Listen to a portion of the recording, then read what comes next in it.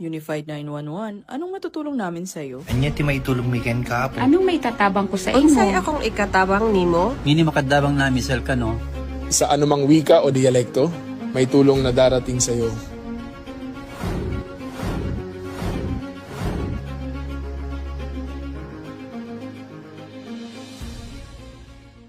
Lilingkod sa bawat Pilipino at magbibigay ng tamang impormasyon para sa tahimik at maayos na Pilipinas. Police News Network, alagad ng batas, tagapagtaguyod ng balitang pulis, sandigan ng mamamayan, patnubay ng katotohanan.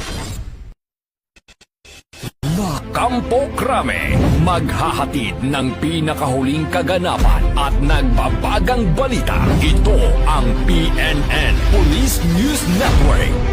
At ngayon, ang inyong mga tagapagbalita. Magandang araw, bagong Pilipinas. Ako ang inyong alagad ng batas, tagataguyod ng Balitang Pulis, Patrolman Julius Sam Acad. Maghatid sa inyo ng tamang balita, kwento ng pulis at serbisyo para sa mamamayan, at ito ang PNP News Online, ang pangunahing balita ng Police News Network, alagad ng batas, tagataguyod ng Balitang Pulis.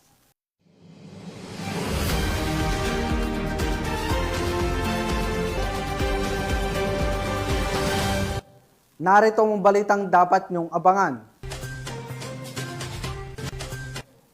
6 na kilo ng marijuana nasabat ng otoridad sa bypass operation sa Giginto, Bulacan. Top 8 regional most wanted person na may kasong statutory rape at sexual assault arestado sa Ormoc City. At isang negosyante arestado sa ikinasang bypass operation ng Coronadal PNP sa Barangay Santa Cruz, Coronadal South, Cotabato.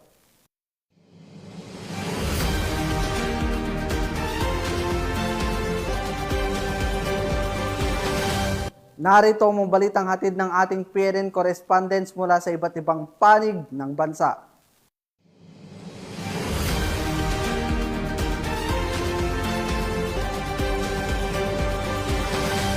Simulan natin ang balita mula sa bahagi ng Luzon.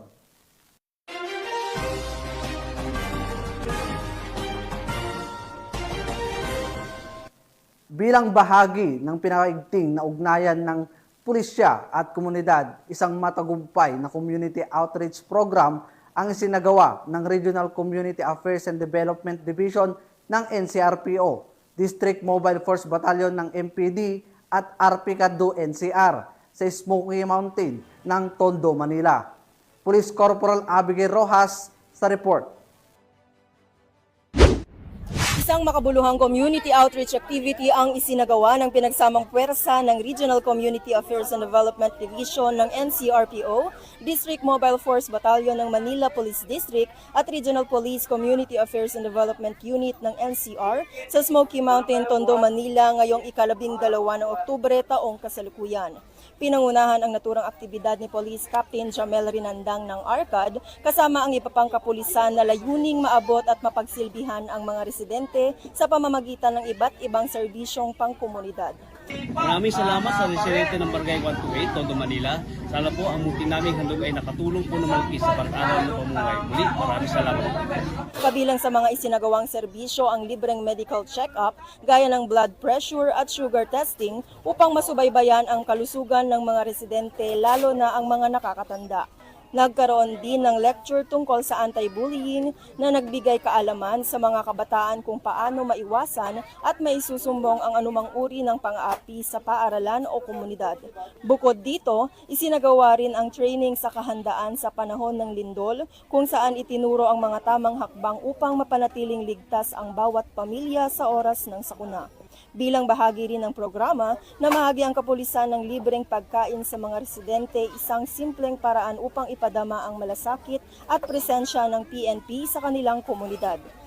Lubos ang pasasalamat ng mga magulang at kabataan sa Smoky Mountain sa tulong at malasakit na hatid ng kapulisan. Ayon sa kanila, malaking bagay ang ganitong mga aktibidad na hindi lamang nag-aabot ng serbisyo, kundi nagpapalakas din ng tiwala ng mamamayan sa PNP. Maraming salamat po sa lahat ng kapulisan na piniling pumunta dito sa Smoky Mountain at nagbigay ng tulong sa pag-check ng BP at saka po sa libreng sugar test.